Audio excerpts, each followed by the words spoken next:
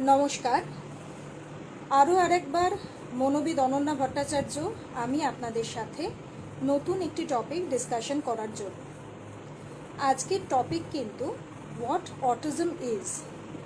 Autism শব্দটা নিয়ে কিন্তু আমরা সবাই ভীষণভাবেই পরিচিত। এখন কিন্তু একটা বার্নিং ইস্যু হচ্ছে অটিজম, কিন্তু আমাদের অনেকের কাছে এই অটিজম শব্দটা পরিচিত ঠিকই, কিন্তু অ্যাকচুয়ালি কী সেটা সম্পর্কে কিন্তু কোনো আইডিয়া থাকে না। এবং এই আইডিয়া থাকে না বলেই যারা নতুন বাবা মা হতে চলেছেন বা যারা নতুন বাবা মা হয়েছেন তারা কিন্তু অনেক সময় আর্লি ইন্টারভেনশন করতে পারেন না বা আর্লি ডিটেকশন করতে পারেন না, রাদার যেখান থেকে হচ্ছে আপনারা বুঝতে পারবেন যে হ্যাঁ, কোথাও একটা দাঁড়িয়ে আপনার বাচ্চার অটিজম আছে কি না। প্রথমেই বলি অটিজম শব্দটার অর্থ কী। আমরা যদি অটিজম শব্দটাকে এভাবে ধরি তাহলে বলতে পারি যে অটিজম শব্দটার অর্থ হচ্ছে, বাংলা করলে যদি আমি বলি, আত্মমগ্নতা। অ্যাকচুয়ালি অটিজম কিন্তু একটা স্পেকট্রাম, মানে একটা লম্বা লাইনের এপার থেকে ওপারে অনেকগুলো সিমটমস থাকে। আমরা কিন্তু দুম করে বলে দিতে পারি না যে এর অটিজম আছে বা ওর অটিজম নেই। সুতরাং আপনাদেরকে বুঝতে হবে যে কার অটিজম আছে আর কার অটিজম নেই। আগেই বলি, এই অটিজম স্পেকট্রামটা যেটা রয়েছে সেই স্পেকট্রামের আন্ডারে কিন্তু একটা হুইলের মতো জিনিস থাকে। সিমটমসগুলো নিয়ে আমি পরে আলোচনা করব। আগে অ্যাজ এ হোল একটু আমরা আলোচনা করি যে অটিজম ব্যাপারটা কি, যেটা জানলে পরে যারা নতুন বাবা মা হতে চলেছেন বা যারা বাবা মা হয়ে গেছেন কিন্তু তাদের মনে হচ্ছে কোথাও একটু যেন সমস্যা বাচ্চাদের, তারা যেন আগেই বুঝতে পারেন যে তাদের বাচ্চার অটিজম হয়েছে কি হয়নি, বা তাদের বাচ্চারা অটিজম স্পেকট্রাম ডিসঅর্ডারের মধ্যে পড়ছে কি পড়ছে না। অটিজম স্পেকট্রাম ডিসঅর্ডার, এই অটিজম স্পেকট্রাম ডিসঅর্ডারে হচ্ছে কিন্তু অনেকগুলো টিপিক্যাল সিমটমস বা হুইল আমরা বলতে পারি সেটা রয়েছে। কি কি কি কি সমস্যা হতে পারে? এক, সেন্সরি প্রসেসিং। সেন্সরি প্রসেসিং, আচ্ছা, আমার কাছে একটি প্রশ্ন এসেছে, বাচ্চাদের মধ্যে আছে কি না তা কিভাবে ধরা যাবে? হ্যাঁ, আমরা এই ব্যাপারটা নিয়ে এক্ষুনি আলোচনা করব। তার আগে আমরা যেটা আলোচনা করব সেটা হচ্ছে যে কি কি সমস্যা হতে পারে, যেটা দেখলে পরে বাবা মায়েরা শুরুর থেকে বুঝতে পারে যে হ্যাঁ, এই ধরনের কিছু সমস্যা তার বাচ্চার মধ্যে রয়েছে। প্রথম হচ্ছে সেন্সরি প্রসেসিং। সেন্সরি প্রসেসিং ব্যাপারটা কি? ধরুন কোনো একটা স্টিমুলাস, সেই স্টিমুলাসের ক্ষেত্রে বাচ্চা হাইপার অথবা হাইপো সেন্সিটিভ হতে পারে। হাইপার মানে কি? মানে অত্যধিক সেন্সিটিভিটি, আর হাইপো মানে লেস সেন্সিটিভিটি। এই দুটোর ক্ষেত্রেই কিন্তু আমাদের একটু চিন্তার বিষয় রয়েছে। এরপরে আর কি হতে পারে? এরপরে হতে পারে রিপিটেটিভ বিহেভিয়ার। ধরুন একই বিহেভিয়ার বারবার করে যাচ্ছে, একই কাজ বারবার করছে। ধরুন বাচ্চাকে আপনি খেলনা দিয়েছেন খেলার জন্য, সে বাচ্চা খেলনা নিয়ে একবার ঘরের একটা প্রান্তে শাড়ি দিয়ে সাজাচ্ছে, তারপরে আবার তুলে নিয়ে গিয়ে একইভাবে ঘরের অন্য প্রান্তে আবার শাড়ি দিয়ে সাজাচ্ছে, বারবার রিপিট করছে বিহেভিয়ারটা। এই জায়গাটা কিন্তু অবশ্যই চিন্তার বিষয়। এরপরে আছে মোটর স্কিল। মোটর স্কিলের ক্ষেত্রেও কিন্তু আমরা কিছু অসুবিধে দেখতে পাই এই ধরনের বাচ্চাদের ক্ষেত্রে। নেক্সট আমরা যদি বলি যে প্রিজার্ভেটিভ থিঙ্কিং। প্রিজার্ভেটিভ থিঙ্কিং মানে কি? মানে কন্টিনিউয়াস থিঙ্কিং একটা নেগেটিভ কোনো ইভেন্টকে নিয়ে, বা সারাক্ষণই তার যেন মনে হচ্ছে যে এটা ঠিক হচ্ছে না, ওটা ঠিক হচ্ছে না, একটা নেগেটিভ থিঙ্কিং, একটা নেগেটিভ ইভেন্টের মধ্যে দিয়ে সারাক্ষণ রয়েছে। সেই জায়গাটাও কিন্তু ভীষণ চিন্তার জায়গা। একটা বাচ্চার যদি এএসডির মধ্যে পড়ে তাহলে এই ধরনের জায়গাগুলো কিন্তু আমরা দেখতে পাই। এরপর যদি ধরুন প্রিজার্ভেটিভ থিঙ্কিং ছাড়াও আর যদি আমরা ভাবি তাহলে হচ্ছে সোশ্যাল অ্যাওয়ারনেস আছে। কারণ কি, আমাদের সমাজে থাকতে গেলে সমাজের কিছু রীতিনীতি বা সমাজে অ্যাকসেপ্টেবল কিছু বিহেভিয়ার করে কিন্তু চলতে হয়। সেই সোশ্যাল অ্যাওয়ারনেসগুলো কিন্তু কোথাও আমরা দেখি যে বাচ্চাদের মধ্যে কমছে বা নেই। নেক্সট হচ্ছে verbal and non verbal communication. ধরুন বাচ্চাকে ভার্বালি আপনি কমিউনিকেট করছেন, বাচ্চা সাড়া দিচ্ছে না, বা বাচ্চাকে নন ভার্বালি কমিউনিকেট করছেন, ধরুন চোখের ইশারায় ডাকলেন, হাতছানি দিয়ে ডাকলেন, বাচ্চা রেসপন্ড করছে না। এই ধরনের সমস্যাগুলো কিন্তু এএসডি ক্ষেত্রে দেখা যায়। Next information processing. একটা কোনো ইনফরমেশন আপনি দিচ্ছেন, সেটা প্রসেস করে রিসিভ করে তারপরে সেই অনুযায়ী রেসপন্ড করতে কিন্তু কোথাও অসুবিধে হয় বাচ্চার। এরপরে আমরা কি পাই? এরপরে পাই হচ্ছে কিন্তু, আচ্ছা এই ইনফরমেশন প্রসেসিংয়ের ব্যাপারে একটা জায়গা কিন্তু আপনাদের বলি। ইনফরমেশন প্রসেসিং ব্যাপারটা হচ্ছে একটা ট্রায়াঙ্গেলের মতো জিনিস হয়। যারা বাচ্চার বাবা মা রয়েছেন তারা জিনিসটা যদি হচ্ছে দেখেন তাহলে আপনারা বুঝতে পারবেন যে ধরুন একটা লিমিটেড কমিউনিকেশন হচ্ছে, প্রপার কমিউনিকেশন করছে না, খুব ছোট ছোট কমিউনিকেশন করছে, একটা লিমিটেড কমিউনিকেশন হচ্ছে, এবং তার সাথে সাথে আরেকটা অ্যাঙ্গেলে যেটা থাকছে, ট্রায়াঙ্গেলের একটা অ্যাঙ্গেলে রেস্ট্রিকটিভ ইন্টারেস্ট অথবা রিপিটেটিভ বিহেভিয়ার, আর লাস্ট যেটা সেটা হচ্ছে impaired social interaction. Impaired social interaction ব্যাপারটা হচ্ছে কি, মানে ধরুন বাচ্চা একটি কোনো পরিচিত বা অর্ধপরিচিত মানুষের সামনে এলো, সেখানে বাচ্চাদের হচ্ছে সো কল্ড রিয়াকশানগুলো কী হতে পারে? হয় ভয় পেয়ে মায়ের আঁচলের তলায় গিয়ে লুকোবে, তারপরে উঁকি দিয়ে দেখবে, অথবা হচ্ছে একটা সোশ্যাল স্মাইলিং করবে। কিন্তু এই ধরনের বাচ্চার ক্ষেত্রে আমরা কিন্তু এই ধরনের কোনো জিনিস দেখতে পাই না, এটা খুব ইনডিফারেন্ট হয়। সেই ইনডিফারেন্ট জায়গাটাও কিন্তু একটা চিন্তার জায়গা থেকে যায়। এরপরে আসছে কি এক্সিকিউটিভ ফাংশনিং। এক্সিকিউটিভ ফাংশনিংয়ের ক্ষেত্রে হচ্ছে কি, ধরুন একটা বাচ্চার প্রবলেম ইন প্ল্যানিং, কোনো একটা জিনিস প্ল্যান করতে সমস্যা হচ্ছে, অর্গানাইজড ওয়েতে জিনিসটাকে এক্সিকিউট করতে সমস্যা হচ্ছে, সেক্ষেত্রে কিন্তু আমাদের একটা চিন্তার বিষয় যে অ্যাকচুয়ালি সেই বাচ্চাটি এএসডি অথবা অটিজম স্পেকট্রামের মধ্যে পড়ছে কি না। এরপর আসি এই যে স্পেকট্রামটা, এই স্পেকট্রামটার মধ্যে কি কি রয়েছে। আমরা যদি হচ্ছে অটিজম স্পেকট্রামটা ধরি তাহলে হচ্ছে তার যদি একটা দিকে আমি ধরি অটিস্টিক ডিসঅর্ডার যেটা আমরা বলছি সেই জায়গাটা রয়েছে, তার সাথে সাথে আরেকটা জিনিস আমরা যেটা বলি পিডিডি এনওএস, সেই জায়গাটা রয়েছে। পিডিডি এনওএস জিনিসটা কি? পারভেসিভ developmental disorder which is not otherwise specified. এবং এই জায়গাটা কিন্তু খুব ইম্পর্টেন্ট জায়গা। পিডিডি এনওএসটা হচ্ছে আমরা নিয়ে আলোচনা করব। তারপরে তার সাথে সাথে আরেকটা ডিসঅর্ডার হচ্ছে এর মধ্যে থাকছে, দ্যাট ইজ কল্ড অ্যাসপারগার। তো আগে আসছি হচ্ছে অটিজমের ক্ষেত্রে কি কি আমরা সিমটমস দেখতে পাই। প্রথমত বলি এই অটিজম স্পেকট্রাম ডিসঅর্ডার এএসডি এটি কিন্তু কিউরেবল ডিজিজ নয়, and I repeat it's not a curable disease. এটা কিন্তু প্রিভেন্ট করা যায়, প্রিভেন্টেবল ডিজিজ। আমার কাছে যখনই কোনো পেশেন্ট আসে তখনই আমি তাদেরকে একটি কথা বলি যে দেখুন, ধরুন একটা নদীতে বন্যা এসেছে, আমরা কি করতে পারি? নদীটা হচ্ছে নদীর দুদিকে হচ্ছে গ্রামগুলোকে ভাসাতে ভাসাতে যাচ্ছে, আমরা একটা বাঁধ দিতে পারি। দেওয়ার ফলে কি হলো, ধরে নিলাম 20% গ্রামও ভাসিয়ে দিয়েছে দুপাশে, বাকি 80%কে আমি বাঁচাতে পারি। আর যে 20%টা হচ্ছে ভাসিয়ে দিল, সেই 20%টাকে মেরামত করে আমি 10% ঠিক করতে পারি, বাট বাকি 10% কিন্তু সেই একই জায়গায় থাকবে। সুতরাং এরকম একটা সিচুয়েশনে দাঁড়িয়ে অটিজম বা অটিস্টিক বা এএসডি অটিজম স্পেকট্রাম ডিসঅর্ডার এই গোটা জিনিসটাই কিন্তু আমাদের কাছে কিউরেবল নয়, প্রিভেন্টেবল। যতটা ক্ষতি হয়েছে তারপরে আমরা একটা বাঁধ দিতে পারি যাতে আর না ক্ষতি হয়, আর যতটুকুনি ক্ষতি হয়েছে তার থেকে কিছুটা সারাতে পারি, কিন্তু পুরোটা নয়। সুতরাং যত তাড়াতাড়ি ডিটেকশন হবে তত তাড়াতাড়ি বা ততটাই হচ্ছে কম ক্ষতিগ্রস্ত আপনাদের বাচ্চা হবে।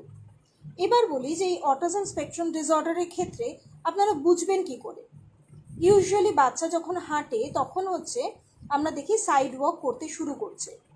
অটিস্টিক বাচ্চাদের ক্ষেত্রে আমরা অনেক সময় দেখি যখন তারা প্রথম হাঁটতে শিখছে পায়ের আঙুলের উপর ভর দিয়ে শিখছে। অনেক বাচ্চা কিন্তু এমনি আর 5টা বাচ্চাও কিন্তু আমরা অনেক সময় দেখি পায়ের আঙুলের ওপর হচ্ছে ভর দিয়ে হাঁটে, যেটাকে আমরা টো ওয়াকিং বলি বা ডিঙি মেরে হাঁটা বলি। কিন্তু সাধারণত বাবা মায়েরা তাদেরকে পা পেতে হাঁটার জন্য বললে পরে বা প্র্যাকটিস করালে পরে তারা সেটা করে নেয়। কিন্তু যারা অটিস্টিক হয় তাদের ক্ষেত্রে কিন্তু পা পেতে হাঁটাটা একটু অসুবিধাজনক হয়, তাদের একটা ইরিটেশন হয়। এর সাথে সাথে হচ্ছে আর কি থাকতে পারে, এরা সবসময় ধরুন যখনই খেলছে তখন আঙুলের একটা অদ্ভুত মুভমেন্ট করে। কীরকম আমি একটু দেখাই। যারা, আবারও বলছি, যারা নতুন বাবা মা বা যারা হচ্ছে বাচ্চাদেরকে নিয়ে একটু সমস্যায় রয়েছেন তারা কিন্তু দেখতে পারেন, ওরা টিপিক্যালি আঙুল নিয়ে হচ্ছে এই ধরনের মুভমেন্ট করে। প্লেয়িং উইথ ফিঙ্গার্স এটাকে আমরা বলি। এছাড়া হচ্ছে কি করে, যখন খুব খুশি হয়ে যায় বা খুব রেগে যায় তখন হ্যান্ড ফ্ল্যাপিং করে, হাতটাকে নিয়ে এরকম এরকম করে হচ্ছে নাড়াতে থাকে। এছাড়া হচ্ছে আর কি করে, রিপিটেটিভ টক করতে থাকে বা জিভারিশ ল্যাঙ্গুয়েজ, যে শব্দগুলো অ্যাকচুয়ালি কোনো মানে নেই সেই শব্দগুলো কিন্তু বলতে থাকে। আর একটা জিনিস কি হতে পারে, সেটা হচ্ছে ধরুন আপনার বাচ্চা বাবা, মা, দাদা, আমি, খাবো এই ধরনের শব্দ শিখেছে, কিন্তু হঠাৎ করেই দেখছেন যে শব্দগুলো ভুলতে শুরু করেছে, স্পিচ লস হচ্ছে। নেক্সট আর একটা প্রবলেম যেটা, সেটা হচ্ছে কি না, eye contact, poor in eye contact. আপনি ডাকছেন কিন্তু বাচ্চা আপনার দিকে তাকাচ্ছেই না, সাড়াই দিচ্ছে না, আপনার এক্সিস্টেন্সটাকেই হচ্ছে কোথাও অ্যাকসেপ্টই করছে না। আপনারা হয়তো ভাবছেন যে ও ইচ্ছে করে করছে না বা দুষ্টুমি করে করছে না, কিন্তু অ্যাকচুয়ালি তা নয়। অ্যাকচুয়ালি কিন্তু ওর কিছু সমস্যা হচ্ছে বলেই ওই জিনিসটা করছে। এরপরে হচ্ছে আরেকটা কী সমস্যা হতে পারে। আরেকটা সমস্যা যেটা, ধরুন কোনো চটচটে জিনিস, ধরুন হচ্ছে আপনি ডাল ভাত মেখে হচ্ছে ওকে খাওয়াচ্ছেন, তো সেই ভাত যেটা হচ্ছে মেখে খাওয়াচ্ছেন সেটা হঠাৎ করে হচ্ছে ওর গায়ে পড়ে গেল, ভীষণ অস্বস্তিতে ভুগবে। চটচটে জিনিস বা স্টিকি ম্যাটেরিয়াল নিয়ে হচ্ছে ওদের কিন্তু একটা সমস্যা হলেও হতে পারে। আর একটা জিনিস কি, যেটা রেগুলারিটি, মানে যে রেগুলার রুটিনের মধ্যে দিয়ে হচ্ছে উনি চলে বা বাচ্চাটি চলে, সেক্ষেত্রে হচ্ছে যদি সেখান থেকে একটু হলেও ডাইভার্ট হয়, তখন দেখা যায় যে বাচ্চাটি অসম্ভব ট্যান্ট্রাম থ্রো করছে, কোনো স্পেসিফিক ফুড নিয়ে সমস্যা হচ্ছে। আর কি হতে পারে, আরও আর একটা জিনিস যেটা হতে পারে, সেটা হচ্ছে যে ধরুন ইউজুয়ালি বাচ্চারা যে ধরনের জিনিসে ভয় পায়, সেই অন্ধকার ঘর, বা আমরা অনেক সময় ভয় টয় দেখাই যে ওই, যদিও এটা দেখানো উচিত নয়, সেটা নিয়ে পরে আর একটা কোনো আলোচনায় আমরা আসবো, যে ওই জুজু আসছে, ওই হচ্ছে তোমাকে ধরে নিয়ে যাবে, ওই ভূত আসছে। বাচ্চারা এগুলোতে ইউজুয়ালি ভয় পায়, বা ওই ছেলে ধরা আসছে।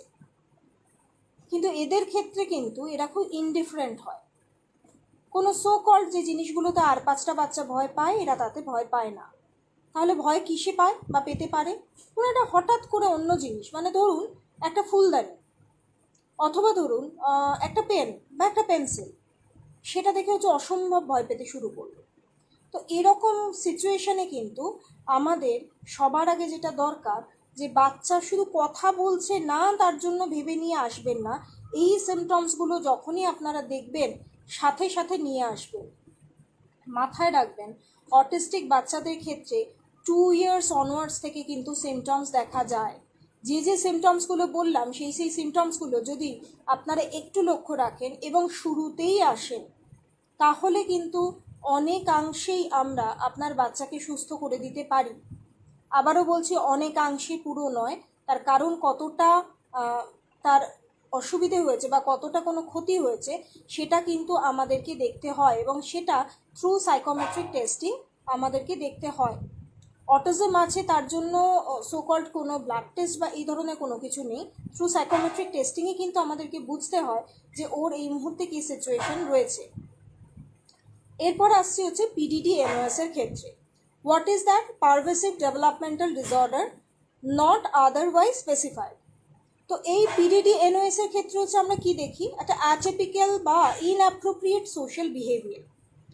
ধরুন যে সোশ্যাল বিহেভিয়ার বা সেই সোশ্যাল ইন্টারাকশনটা করা উচিত, বাচ্চারা সেই সোশ্যাল ইন্টারাকশন করছে না। এরপরে হচ্ছে কি দেখা যায়, এরপরে দেখা যায় হচ্ছে আনএবল স্কিল ডেভেলপমেন্ট। কী কী স্কিল ডেভেলপমেন্ট, যেমন ধরুন মোটর, সেন্সারি, ভিজুওস্পেটিয়াল, কগনিটিভ, এই পার্টগুলো, বা অ্যাকাডেমিক, বিহেভিয়ারাল, এই পার্টগুলোয় কিন্তু সমস্যা দেখা যায়। Poorly developed speech and language, এই জায়গাগুলো আর্টিকুলেশনে প্রবলেম হচ্ছে বা স্পিচে প্রবলেম হচ্ছে, এই ধরনের সমস্যাগুলো কিন্তু দেখা যায়। এছাড়া হচ্ছে আর কি থাকছে না, ডিফিকাল্টি উইথ ট্রানজিশন থাকছে, কোনো ট্রানজিশনের ক্ষেত্রে হচ্ছে এদের প্রবলেম হতে শুরু করে। আর কি হচ্ছে না, deficits in non verbal or verbal communication, non verbal অথবা ভার্বাল কমিউনিকেশনের ক্ষেত্রে হচ্ছে কিন্তু ডেফিসিটস দেখা যেতে শুরু করে। এটা গেল হচ্ছে পিডিডি এনওএস বা অটিস্টিক স্পেকট্রাম বা অটিজম স্পেকট্রাম ডিসঅর্ডারের আরও একটি রোগ সম্পর্কে কথা। এই অটিজম স্পেকট্রাম ডিসঅর্ডারের আরও একটি রোগ থাকে, যেটির নাম হচ্ছে অ্যাসপারগার। এই অ্যাসপারগার ডিজিজটা হচ্ছে কি হয়, এতে কিন্তু আমরা দেখি বাচ্চা প্রচণ্ড অ্যাগ্রেসিভ হয়, কম্পালসিভ হয়, এবং কোথাও আরও আর একটা জায়গা ফিজেটিং বিহেভিয়ার, স্ক্রিমিং, প্রচণ্ড চিৎকার করছে, চিৎকার করে হচ্ছে কাঁদছে, বলার কিছু চেষ্টা করছে, পারছে না, এই ধরনের জিনিসগুলো থাকে। তার সাথে সাথে সোশ্যাল আইসোলেশন থাকে, কোথাও গিয়ে রিপিটেটিভ ওয়ার্ডস ইউজ করতে থাকে, পুয়ার মাসেল কোঅর্ডিনেশন থাকে। তো এই সমস্ত সমস্যাগুলো দেখা যায়। এর সাথে সাথে বিহেভিয়ারাল ইস্যুসগুলো কি? বিহেভিয়ারাল ইস্যুসগুলো হচ্ছে anger, anxiety, depression, disability, nightmare, বাচ্চা ঘুমের মধ্যে হচ্ছে কেঁদে কোকিয়ে উঠে পড়ছে, ভয়ের চোটে ঘুমোতে পারছে না। এই জায়গাগুলো হচ্ছে কিন্তু আপনাদেরকে একটু চিন্তা করতে হবে যে কেন হচ্ছে। ও স্বপ্ন দেখছে, এই কথাটা বলে একবার কাটিয়ে দেওয়া যায়, দুবার কাটিয়ে দেওয়া যায়, বারবার যখন হচ্ছে তখন অবশ্যই এটা নিয়ে চিন্তা করবেন। আর কি, সেন্সিটিভিটি টু স্টিমুলাস, ধরুন খুব জোরে আওয়াজ হচ্ছে, সেই জায়গাটাও কিন্তু বাচ্চারা নিতে পারে না। খুব লাউড মিউজিক হচ্ছে, ইউজুয়ালি আমাদের এখানে আমরা দেখি যে যখন দুর্গাপুজো হয় বা কোনো পুজো হয় তখন খুব মাইকে চিৎকার করে বা জোরে প্রচণ্ড হাই ডেসিবেলে হয়তো গান চলছে, তখন সেক্ষেত্রে এই ধরনের বাচ্চাদের কিন্তু ভীষণ অসুবিধে হয়। সুতরাং কোথাও গিয়ে এটা কিন্তু আমাদের একটা সামাজিক দায় বা দায়িত্ব যে এই ধরনের বাচ্চাদের জন্য লাউড মিউজিক বা এই ধরনের জিনিসগুলোকে একটু আন্ডার কন্ট্রোলে রাখা। আচ্ছা, অটিজমের ক্ষেত্রে আরও আর একটা বিহেভিয়ার যেটা হচ্ছে সাধারণত আমরা দেখি, সেটা একটু বলতে ভুলে গেছিলাম, দ্যাট ইজ জাম্পিং। হ্যাঁ, দুটো পায়ে হচ্ছে সারাক্ষণ লাফিয়ে যাচ্ছে, এই ধরনের বিহেভিয়ারও কিন্তু দেখা যায়। বাচ্চা একটু বেশি দুষ্টু বা বাচ্চা কোথাও হচ্ছে একটু লাফাতে ভালোবাসে বা চঞ্চল খুব, এইটা বলে হচ্ছে জিনিসটাকে কাটিয়ে দেওয়া এরকম নয়। তবে হ্যাঁ, এই যতগুলো সিমটমস বললাম তার মধ্যে কয়েকটা মিললেই অবশ্যই হচ্ছে আসবেন। এরকম নয় যে বাচ্চা দুপায়ে লাফাচ্ছে মানেই হচ্ছে তার অটিজম হয়ে গেছে বা সে এসডির মধ্যে পড়ছে, সুতরাং হচ্ছে আসা দরকার বা আসা উচিত, এরকম কখনোই বলছি না। অবভিয়াসলি এটা বলছি যে এই সিমটমসগুলোর মধ্যে যদি হচ্ছে কোনোগুলো, বেশ কয়েকটা যদি মেলে এবং বেশ কয়েকদিন ধরে আপনারা দেখেন, তাহলে অবশ্যই কিন্তু আপনাদের ইমিডিয়েট যোগাযোগ করা উচিত কোনো নিউরো চাইল্ড সাইকিয়াট্রিস্টের সাথে, অথবা হচ্ছে কোনো চাইল্ড সাইকোলজিস্টের সাথে। তাদেরকে দেখালে পরে তারা বিভিন্ন রকম সাইকোমেট্রিক টেস্টিং করে বুঝতে পারবে যে এই মুহূর্তে আপনার বাচ্চার সিচুয়েশন কী। এবার আসছি প্রবাবল কজেস। অনেক বাবা মাই এসে আমাদেরকে জিজ্ঞাসা করেন যে আচ্ছা কেন হলো বলুন তো, এরকম তো রোগ আমাদের কারুর মধ্যেই আমরা দেখিনি। দেখুন, এখনো পর্যন্ত এটা আবিষ্কার করা যায়নি যে কেন অটিজম হয়। খুব দুঃখের বিষয় এটা, কিন্তু এখনো পর্যন্ত এটা আন্ডার রিসার্চ, 1 নম্বর। এবং 2 নম্বর, যেদিনকে এটা বেরিয়ে যাবে সেদিনকে অটিজমকে কিওর করার রাস্তা কিন্তু আমরা পেয়ে যাব। সুতরাং সেই জায়গায় দাঁড়িয়ে অটিজমের এক্স্যাক্ট কজ কিন্তু আমি সত্যিই বলতে পারবো না। তবে কিছু প্রবাবল কজ হচ্ছে আমরা বলতে পারি, যেগুলো একটু আমাদের মাথায় রাখতে হবে। ফার্স্ট অফ অল হচ্ছে কি না, জেনেটিক্যালি হচ্ছে কিছু সমস্যা থাকলেও থাকতে পারে এই সমস্যা বা এই এসডির জন্য। এরপরে হচ্ছে কি, ধরুন কোনো সিবলিং, কোনো বাচ্চা, বড় বাচ্চা যার আগে এএসডি রয়েছে, তারপরে যদি আপনারা ইস্যু নেন, সেক্ষেত্রে কিন্তু দ্বিতীয় বাচ্চাটির এএসডি আসার চান্স হাই প্রবাবিলিটিতে থাকে। সুতরাং সেক্ষেত্রে আপনাদেরকে কিন্তু একটু ভাবনা চিন্তা করে সিদ্ধান্ত নিতে হবে। তৃতীয় জিনিস হচ্ছে কি, ক্রোমোজোমাল কিছু ডিফেক্ট, যেমন হচ্ছে কি না ফ্র্যাজাইল এক্স বা টিউবার স্ক্লেরোসিস, এই ধরনের সমস্যা যদি থাকে, তাহলে হচ্ছে আমাদের কিন্তু একটু মাথায় রাখতে হবে যে এএসডির আসার সম্ভাবনা কিন্তু হাই প্রবাবিলিটিতে রয়েছে। এছাড়াও কিছু ডায়েটারি জায়গাও রয়েছে, যে জায়গাটা এখনো পর্যন্ত যে খুব সায়েন্টিফিক্যালি আমরা বলতে পারি এরকম নয়। এছাড়া হচ্ছে আরও আর একটা জিনিস, যেটা ধরুন ডিউরিং প্রেগন্যান্সিতে এমন কিছু ড্রাগস রয়েছে, যে ড্রাগসগুলো যেগুলো ডক্টরের সাথে অবভিয়াসলি আলোচনা করা উচিত। হ্যাঁ, সেগুলো যদি, যেমন ধরুন ভ্যালপোরিক অ্যাসিড রয়েছে, এরকম হচ্ছে আরও কিছু ওষুধ থাকে। সেই ধরনের ওষুধগুলো যদি ডিউরিং প্রেগন্যান্সি মায়ের ক্ষেত্রে ইউজড হয়, তাহলে এএসডি আসার কিন্তু হাই প্রবাবিলিটিতে চান্স থাকে। আর একটা জিনিস যেটা হচ্ছে আমরা জানি, সেটা হচ্ছে যে ওল্ডার পেরেন্টসদের ক্ষেত্রে, মানে যে বাবা মায়ের বয়স বেশি হয়ে গেছে, তাদের যখন বাচ্চা হচ্ছে, তখন তাদের ক্ষেত্রেও কিন্তু আমরা দেখছি যে একটা কোথাও চান্স থেকে যায় বা হাই প্রবাবিলিটিতে চান্স থেকে যায় এই ধরনের সমস্যা আসার বা এএসডি আসার। তাহলে ধরুন ধরে নিলাম হচ্ছে অটিজম বা অটিজম স্পেকট্রাম ডিসঅর্ডারের আন্ডারে হচ্ছে কোনো বাচ্চা রয়েছে, তাহলে কি করা উচিত? সবার প্রথম যেটা আমরা বলি যে অবশ্যই আপনারা কোনো চাইল্ড সাইকোলজিস্ট বা কোনো এরকম সাইকিয়াট্রিস্টের কাছে যান, যিনি হচ্ছে চাইল্ড সাইকিয়াট্রিস্ট বা নিউরোসাইকিয়াট্রিস্ট, এনাদের কাছে যান। গিয়ে হচ্ছে আপনারা আপনাদের সমস্যাটা বলুন। ওনারা বা আপনাদের নিয়ারেস্ট যিনি পেডিয়াট্রিশিয়ান রয়েছেন বা আপনার বাচ্চাকে যিনি দেখেন তার কাছে গিয়ে কথাগুলো বলুন এবং আপনার সন্দেহের কথা বলুন যে আপনার মনে হচ্ছে যে ওর মধ্যে এএসডি আসলেও আসতে পারে। তারপরে যেটা করবেন অবশ্যই যে ওর সাইকোমেট্রিক টেস্টিংটা হওয়া দরকার। এই সাইকোমেট্রিক টেস্টিং সম্পর্কে হচ্ছে একটু কয়েকটা কথা বলার দরকার। সেটা হচ্ছে ইউজুয়ালি বাবা মায়েরা ভাবেন সাইকোমেট্রিক টেস্টিং মানে হচ্ছে কি না কোনো ব্লাড টেস্ট হবে বা আমার বাচ্চার বুদ্ধি মাপা হবে, আমার বাচ্চার থেকে অনেক প্রশ্ন জিজ্ঞেস করা হবে। দেখুন, যারা এএসডির মধ্যে রয়েছেন তারা কিন্তু কোথাও গিয়ে নন ভার্বাল হয় বা ওরকমভাবে ভার্বাল হয় না। সুতরাং একটা রেস্টলেস বাচ্চা যার মধ্যে কিছু ইরিটেশন রয়েছে, যার মধ্যে কিছু অসুবিধে রয়েছে, তাদের কাছ থেকে কিন্তু উত্তর নিয়ে সঠিক পরিমাপটা করা যায় না। সুতরাং এই ধরনের ক্ষেত্রে আমাদের যেটা করতে হয় যে তার যে নিয়ারেস্ট ওয়ান রয়েছে বা যে কেয়ার গিভার রয়েছে তার সাথে আমরা কথা বলি এবং তার সাথে কথা বললে যেটা সুবিধে হয় যে তার দৈনন্দিন জীবনের প্রত্যেকটা ওঠানামা আমরা বুঝতে পারি এবং সেখান থেকে আমরা টেস্ট করে বুঝতে পারি যে এই মুহূর্তে দাঁড়িয়ে তার মানে সেই বাচ্চাটির এএসডি আছে কি না, বা এএসডি থাকলেও তার তো অনেক ভেরিয়েশন থাকে, মাইল্ড আছে না মাইল্ড টু মডারেট আছে না মডারেট টু সিভিয়ার আছে না সিভিয়ার মোস্ট রয়েছে, সেটা আমরা বুঝতে পারি। এবার ধরুন রিপোর্ট পেয়ে গেল, তাহলে কি কি থেরাপি করতে হবে। এবারে আসি থেরাপির জায়গায়। দেখুন, থেরাপির জায়গাটা কিন্তু সাইকোথেরাপির জায়গাটা অটিজমের ক্ষেত্রে ভীষণভাবে রিকোয়ার্ড। তার কারণ সো কল্ড, আবারও বলছি, অটিজমের কোনো অ্যাজ সাচ ওষুধ এখনও বেরোয়নি। ওষুধ যদি বেরোতো তাহলে এটা নিয়ে এতটা চিন্তা ভাবনার জায়গায় হয়তো থাকতো না।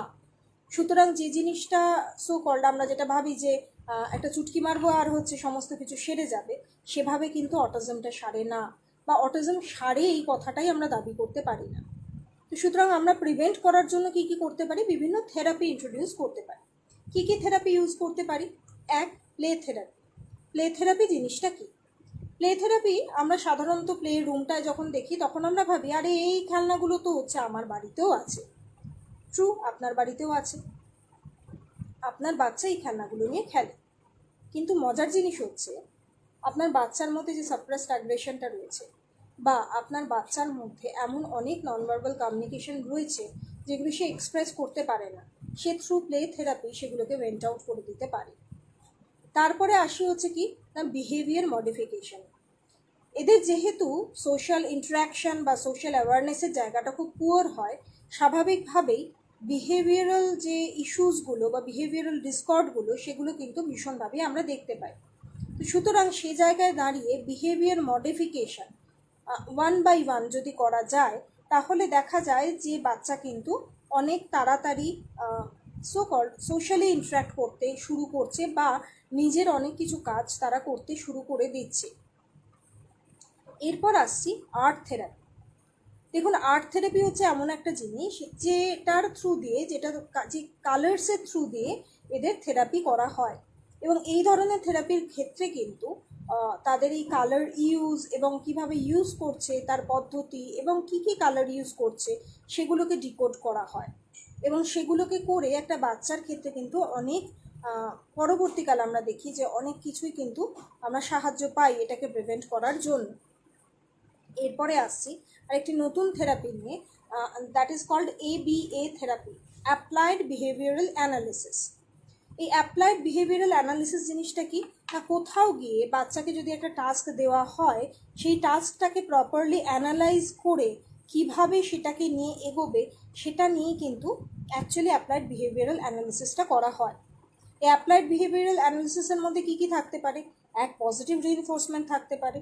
একটা বাচ্চাকে কোনো কিছু কাজ আপনি করাতে চাইছেন, সেই কাজটাও যেই মুহূর্তে করলো সাথে সাথে একটা পজিটিভ রিইনফোর্সমেন্ট দিতে পারেন। এই থেরাপিটা কিন্তু যারা বাবা মায়েরা আছেন তারাও কিন্তু ইউজ করতে পারেন বাড়িতে। এরপরে আসছে কি নেগেটিভ রিইনফোর্সমেন্ট। ধরুন কোনো ম্যাল অ্যাডাপটিভ বিহেভিয়ার করছে, সেখানে একটা নেগেটিভ রিইনফোর্সমেন্ট দেওয়া, একটা বকুনি দেওয়া বা বলা তুমি যদি এটা করো তাহলে কিন্তু তোমার এই কনসিকোয়েন্সেস হবে। অনেক সময় বুঝতে হয়তো পারে না, কিন্তু ওদের বোঝার মতো করে বোঝাতে হবে।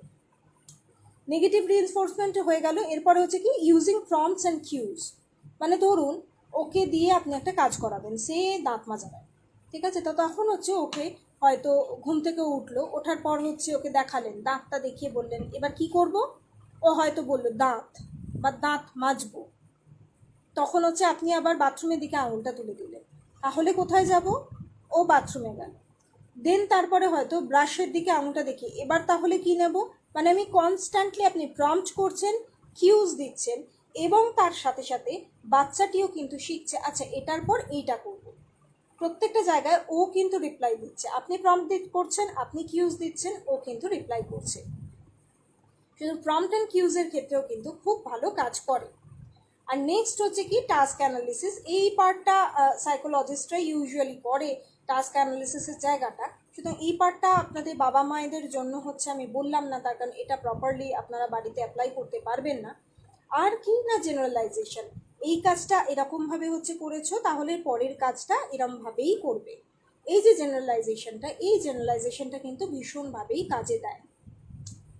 এরপর নেক্সট হচ্ছে কি স্পিচ থেরাপি। বাচ্চারা নন ভার্বাল, ইউজুয়ালি এই ধরনের বাচ্চাদের বাবা মায়ের একটাই হচ্ছে উদ্দেশ্য থাকে, আমার বাচ্চা কথা বলবে তো। দেখুন হ্যাঁ আপনার বাচ্চা কথা বলবে, কিন্তু তার মানে এই নয় যে ক্ষেত্রটা তৈরি না করেই যদি তার ওপরে বা তার মধ্যে হচ্ছে কোথাও কোনো জিনিস হচ্ছে দিয়ে দেন, তখন কিন্তু সমস্যা হয়। সুতরাং সবার আগে ক্ষেত্রটা তৈরি করা দরকার। স্পিচ থেরাপি অবশ্যই দেবেন, কারণ স্পিচ তো যেহেতু আর্টিকুলেশন বা স্পিচে প্রবলেম হয়, সেক্ষেত্রে হচ্ছে স্পিচ থেরাপিটা দেওয়াটা ভীষণই দরকার। কিন্তু প্রিভিয়াসলি যে বাকি থেরাপিগুলো বলছি সেগুলোও সাইমালটেনিয়াসলি লাগবে। এরপরে আসছে আরও আর একটা কমন প্রশ্ন নিয়ে, আচ্ছা আমার বাচ্চা পড়াশোনা করবে তো, আর 5টা বাচ্চার মতো পড়াশোনা করবে তো? দেখুন পড়াশোনা ওরা করবে, অবশ্যই করবে, কিন্তু পড়াশোনার ধরনটা একটু অন্যরকম হবে। মানে কীরকম, ধরুন আমরা আর 5টা বাচ্চা যেরকম টেবিলে বা কোথাও হচ্ছে এ লেখা থাকে, তার পাশে হচ্ছে অ্যাপেল লেখা থাকে, বা তারা APPLE অ্যাপেল লিখতে শেখে। ওদের ক্ষেত্রে কিন্তু একটু অন্যভাবে পদ্ধতিটাকে একটু অন্যরকম করে পড়াশোনা করাতে হবে। পড়বে ওরা একই জিনিস, কিন্তু পদ্ধতিটা একটু অন্যরকম হবে। আর last but not the least, that is called occupational therapy. এই ধরনের বাচ্চার ক্ষেত্রে কিন্তু ইমেন্স এনার্জি থাকে, এবং সেই এনার্জিগুলোকে প্রপারলি চ্যানেলাইজ করতে হয়। আর সেই কারণেই অকুপেশনাল থেরাপিটাও ভীষণভাবে দরকার। এইবার আসছি তো ধরুন কিছু ছোট ছোট টিপস নিয়ে। প্রত্যেকবারই প্রত্যেকবারই হচ্ছে আমি যখন আলোচনা করি তখন আমি একটাই কথা বলি যে দেখুন আমার আলোচনার বিষয় এটা নয় যে আমি কতটা জানি বা আপনাদেরকে একটা রোগ সম্পর্কে জাস্ট জানানো। আমার আলোচনার উদ্দেশ্য এটাই যে আপনাদেরকে কাছে কিছু ছোট ছোট সলিউশন পৌঁছে দেওয়া, ঘরোয়া টোটকা কিছু পৌঁছে দেওয়া, যেগুলো আপনারাও ঘরে বসে অ্যাপ্লাই করতে পারবেন। ঠিক যেরকম হচ্ছে ধরুন পা মুচকে গেল, আপনারা বরফ দিয়ে হচ্ছে পায়ের লাগা জায়গাটায় হচ্ছে লাগান, ঠিক সেরকমই এই ধরনের ক্ষেত্রে কী কী করতে পারে। বাচ্চারা অনেক সময় হচ্ছে এই ASD বাচ্চারা যারা হয় তারা অনেক সময় খুব রেগে যায়, চিৎকার করে, তখন আপনারা ব্রাশিং করবেন। খুব পাতলা নরম হচ্ছে ব্রাশ পাওয়া যায়, আপনারা খোঁজ করবেন। অথবা হচ্ছে নরম ব্রিসেলসের হচ্ছে যে ধরুন বুরুশ যেগুলো হয়, সেই ধরনের জিনিসগুলোকে হচ্ছে আপনারা পারচেস করতে পারেন। খুব নরম ব্রিসেলসের, সেটা দিয়ে খুব আলতো করে একদম ওপর থেকে হচ্ছে নিচে পর্যন্ত হাতে বা পিঠে আপনি একটু ব্রাশ করবেন। এটাতে কিন্তু ওদের একটা নিউরাল সেন্সেশন হয়, সেই সেন্সেশনগুলো কিন্তু অনেকটাই ঠিক মানে একটুখানি নর্মাল হয়, কষ্টটা ওদের একটু কম হয়। দ্বিতীয় হচ্ছে ওদের কাছে খুব জোরে চিৎকার করে হচ্ছে কখনো কোনো কিছু বলবেন না। আর তৃতীয় জিনিস যেটা, সেটা হচ্ছে যে ওদেরকে সারাক্ষণ বাধ্য করবেন না, তুমি এটা কেন করলে না, ওটা তোমাকে করতে হবে, এটা আর 5টা বাচ্চা করছে, কম্প্যারিজনের জায়গায় ফেলবেন না। জানবেন ওদের কোনো অসুবিধা আছে বলেই না হচ্ছে ওরা এই সমস্যার মধ্যে দিয়ে যাচ্ছে, তাই না? তো সুতরাং একটু তো ধৈর্য ধরতে হবে। আর লাস্ট হচ্ছে কি, আর একটা জিনিস যেটা বলতে পারি সেটা হচ্ছে যে দেখুন, ওরা কিন্তু মেন্টালি ডিসেবলড নয়, ওরা ডিফারেন্টলি এবলড। আমরা বাবা মায়েরা খুঁজে বেড়াই বা খুঁজে পেতে চাই যে তাদের সেই এক্সট্রা ট্যালেন্টটা কী। আর তাছাড়া সাধারণ বাবা মারা যারা হচ্ছে তাদের বাচ্চাকে নিয়ে কোথাও কবিতা শেখাচ্ছেন, কোথাও নাচ শেখাচ্ছেন, কোথাও গান শেখাচ্ছেন, কোথাও সাঁতারে দিচ্ছেন, সেরকম এই অটিস্টিক বাচ্চাদের ক্ষেত্রেও কিন্তু এরা ডিফারেন্টলি এবলড হয়, কিছু না কিছু ট্যালেন্ট এদের থাকে। হয় এরা গান খুব ভালো করে, না হলে সুইমিং ভীষণ ভালো করে, বা অন্য কোনো কিছু হাতের কাজ খুব ভালো করে। এরকম ধরনের কিছু না কিছু এদের মধ্যে গুণ থাকবেই। আমাদের উচিত, আমাদের সেই সমস্ত বাবা মায়েদের উচিত ওদেরকে আলাদা করে না দিয়ে, ওদেরকে এক ঘরে করে না দিয়ে, ওদেরকে ওই আঙুল তুলে ও একটু অস্বাভাবিক সুতরাং আর পাঁচটা মানুষের থেকে একটু আলাদা করে না রেখে ওর মধ্যে যে ট্যালেন্টটা রয়েছে সেই ট্যালেন্টটাকে খুঁজে বের করে সেটাকে এক্সপেডাইট করা। ওরা আমাদের থেকে আলাদা নয়, ওরা আর পাঁচটা সাধারণ মানুষের থেকে আলাদা নয়, ওরা একটু অন্যরকম। অন্যরকম হওয়া মানেই কিন্তু সমাজ থেকে বেরিয়ে যাওয়া নয়। সুতরাং আসুন, 2 এপ্রিল হচ্ছে অটিজম অ্যাওয়ারনেস ডে গেছে, সেই কারণেই আজকে অ্যাকচুয়ালি আমার এই অটিজম নিয়ে কথা বলার জায়গাটা তৈরি হওয়া। কিন্তু আসুন আপনাদের সবাইকেই একটা কথা বলি যে আমরা একসাথে হাতে হাত মিলিয়ে এই অটিজম নামক রোগটির সাথে মোকাবিলা করি। শুধু মোকাবিলা মেডিকেলি বলছি না, মোকাবিলা কিন্তু আমাদের মানসিকভাবেও করতে হবে। অনেক বাবা মাই ভীষণভাবে ভেঙে পড়েন, কেঁদে ফেলেন যে কি হবে, স্বাভাবিক, এই এই ভয় পাওয়াটা তো ভীষণ স্বাভাবিক। কিন্তু আমরা সবসময় একটা কথা বলি, এখনও কোনো কিছু শেষ হয়ে যায়নি। আর প্রত্যেকটা ক্ষেত্রে যেটা বলি যে বাবা মা বা স্পেসিফিক্যালি যে যিনি রয়েছেন ওর সাথে, তাদেরকে অনেক বেশি শক্ত হতে হবে। এবং এই এএসডির ক্ষেত্রে কিন্তু পেরেন্টাল কাউন্সেলিংটা is must. Parental counselling is what, সেটাও একটুখানি বলে দিই। ধরুন আমাদের কাছে একটি বাচ্চা 1 ঘন্টা একটা দিনে আসে, বাকি 6 দিন 24 ঘন্টা আপনাদের কাছে থাকে, আর 7 নম্বর দিনে 23 ঘন্টা আপনাদের কাছে রয়েছে। সুতরাং খুব স্বাভাবিকভাবে আমাদের থেকেও অনেক বড় থেরাপিস্ট বা সাইকোলজিস্ট কিন্তু আপনাদের হতে হবে। কিভাবে ওদের সাথে চলবেন, কি করাবেন, পরপর কিভাবে করাবেন, সেই জায়গাটাও কিন্তু আপনাদের মাথায় রাখতে হবে। এই ধরনের বাচ্চাদের ক্ষেত্রে আরও আর একটা জিনিস খুব কাজে লাগে, যেটা হঠাৎ করে মনে পড়লো, বলা হয়নি এখানে, that is call sand therapy. বাড়িতে কোনো একটা জায়গায়, জানি হয়তো একটু নোংরা হবে, একটু বিরক্ত হবেন, কিন্তু তারপরেও বলছি, বাড়িতে কোনো একটা জায়গায় একটু কোনো একটা স্পেসিফিক এরিয়ায় বেশ কিছুটা পরিষ্কার বালি রেখে দেবেন। পরিষ্কার এই কারণে বারবার মেনশন করছি, তার কারণ করোনা পরবর্তীকাল তো, সুতরাং পরিচ্ছন্নতার দিকটাও আমাদের একটু মাথায় রাখতে হয়। পরিষ্কার বালি রেখে দেবেন, ওকে বালির কাছে ছেড়ে দেবেন, ও হাতে করে খেলুক, ছোট একটা মগ রাখবেন, একটা টাব রাখবেন, যেটা হচ্ছে তুলে তুলে খেলুক বা ওর মধ্যে ঢুকে খেলুক। স্যান্ড থেরাপিটা কিন্তু ওদের খুব কাজে লাগে। আর স্যান্ড মানে কিন্তু সোকল্ড আমরা যে ইটকাট বালির যে বালি দেখি, সেই বালি কোনো এখন বিভিন্ন রকম আর্টিফিশিয়াল জিনিস পাওয়া যায় যেগুলো বাচ্চারা খেলে আমরা দেখেছি, সেগুলো কিন্তু নয়, একদম টিপিক্যাল বালি, ইট সিমেন্ট কাঠ বালি, যে বালি সেই বালি, সেটা একটু পরিষ্কার বালি একটা বড় টাবে করে বা একটা বড় জায়গায় একটা স্যান্ডপিটের মতো তৈরি করে রেখে দেবেন। এটা ওদের কিন্তু খুব মজাও লাগে ওদের, এবং ওদের অনেক আনন্দও হয়। তো এবং ওদের একটা ট্রিটমেন্টও চলে, মানে এটা থ্রু দিয়ে স্যান্ড থেরাপি বলে। তো সুতরাং মোটামুটি অনেকগুলো টিপসই আপনাদেরকে দিলাম। কি করবেন, হঠাৎ যদি রেগে যায় তাহলে কি করবেন, হঠাৎ যদি চিৎকার করে তাহলে কি করবেন, আর হঠাৎ যদি হচ্ছে বা ওদের ক্ষেত্রে স্যান্ড থেরাপির জায়গাটা কিভাবে অ্যাপ্লাই করবেন। আর আপনারা ওদেরকে একটু ওদের চোখ দিয়ে দেখার চেষ্টা করুন। এরকম নয় যে শুধুমাত্র নিজের চোখ দিয়ে, নিজের বয়স দিয়ে, নিজের চারপাশটা দিয়ে ওকে বিচার করবেন। ওকে ওর মতো করে বিচার করুন, ওকে ওর মতো করে দেখুন, দেখবেন চারপাশটা অনেক বদলে গেছে। না, সত্যি ও মেন্টালি ডিসেবলড নয়, ও ডিফারেন্টলি এবলড। ওর সেই ট্যালেন্টটাকে খুঁজে বের করুন, সেটাকে এক্সপেডাইট করুন। জীবনে দেখবেন ও অনেক তাড়াতাড়ি অনেক দূরে এগিয়ে যেতে পারছে। একটু সাহায্য, একটু হাত বাড়ানো, একটু ভালো লাগা, একটু ভালোবাসা, একটু ছোঁয়া, একটু স্নেহের পরশ, এগুলোই তো চাই। এর থেকে বেশি একটা বাচ্চার বেড়ে ওঠার জন্য আর কি দরকার লাগে। আর একটুখানি গাইডেন্সও লাগে। গাইডেন্সের জন্য আমরা আছি, স্নেহের পরশের জন্য বাবা মায়েরা রয়েছেন, আর আমরা সবাই রয়েছি মানসিকভাবে এই প্রতিবন্ধকতাটাকে কেটে বেরিয়ে আসার জন্য, যে হ্যাঁ এরা ডিফারেন্টলি ডিসেবলড নয়। আশা করি এই আলোচনাটা আপনাদের ভালো লাগলো। পরবর্তীকালে যদি কোনো প্রশ্ন থাকে অবশ্যই আপনারা করবেন। আমার নিজস্ব ইউটিউব চ্যানেল রয়েছে সাইকোলজিস্ট অনন্যা ভট্টাচার্যা, আপনারা সেখানে এই সম্পর্কে আরও বিভিন্ন রকমের টিপস নিয়ে আমি থাকবো, সেই ইউটিউব চ্যানেল আপনারা দেখতে পারেন। এছাড়া আপনারা আমার পেজে নজর রাখবেন, এই পেজে হচ্ছে এর পরের সপ্তাহেও আমি আসবো আরও অন্য আরেকটি টপিক নিয়ে।